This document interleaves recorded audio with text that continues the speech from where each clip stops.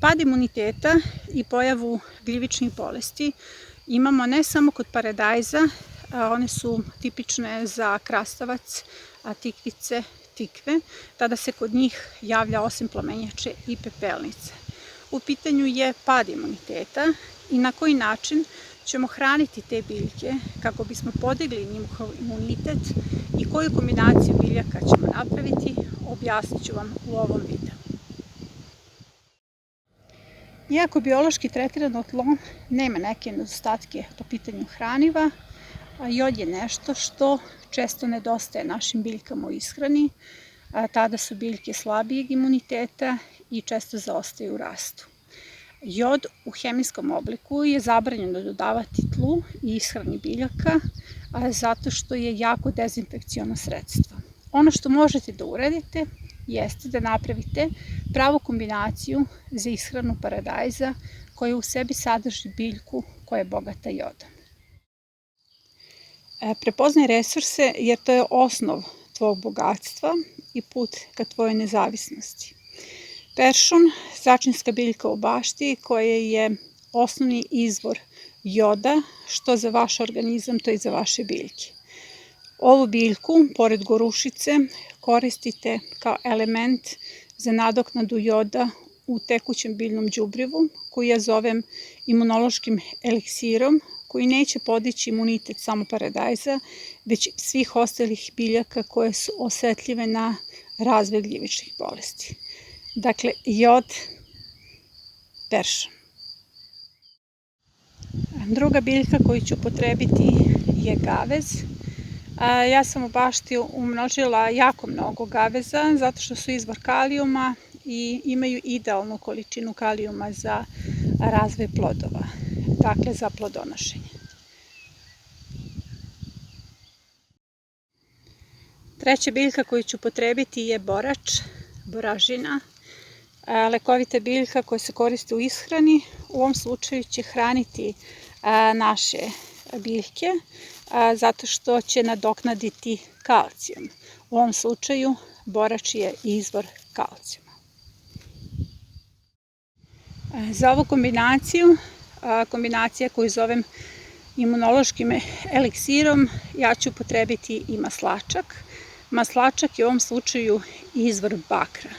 Bakar i jod su često elementi koji u prirodnom stanju nedostaju biljkama i zato je bitno da ih nadoknadimo upravo iz samih biljaka. Sve što se iz prirode uzme, prirodi treba i da se vrati.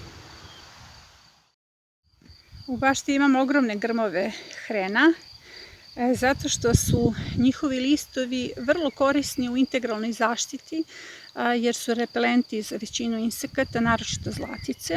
A u ovom slučaju ovi solitarni grmovi imaju ulogu da obezbede dovoljnu količinu listova, zato što je svaki ovaj list izvor mangana. Dakle, hren, mangan za naš imunološki eliksir.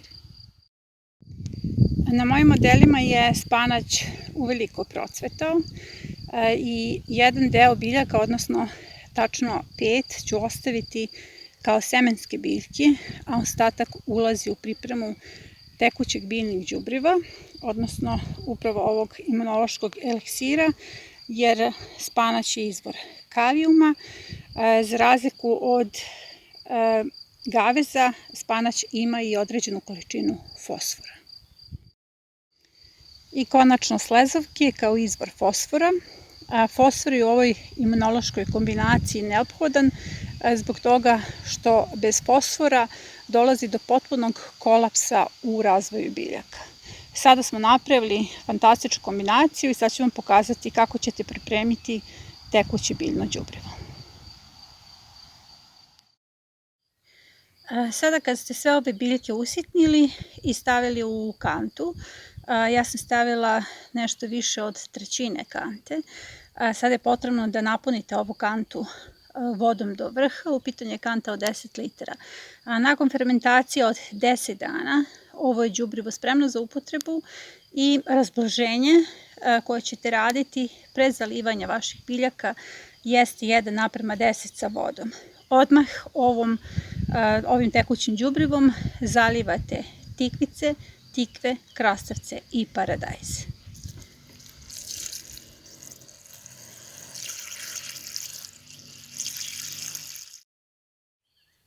Nakon 10 dana moj eliksir za imunitet je spreman.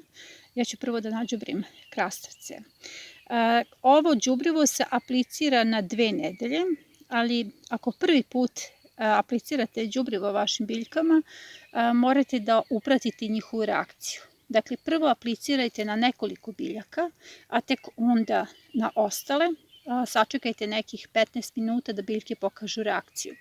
Ukoliko se biljke sakupe ili izgledaju uvenulo, odmah morate da ih zalijete vodom. To znači da im je đubrivo bilo jako i ono će se vrlo brzo oporaviti. Dakle, na 2 nedelje idemo sa ovim eliksirom za imunitet.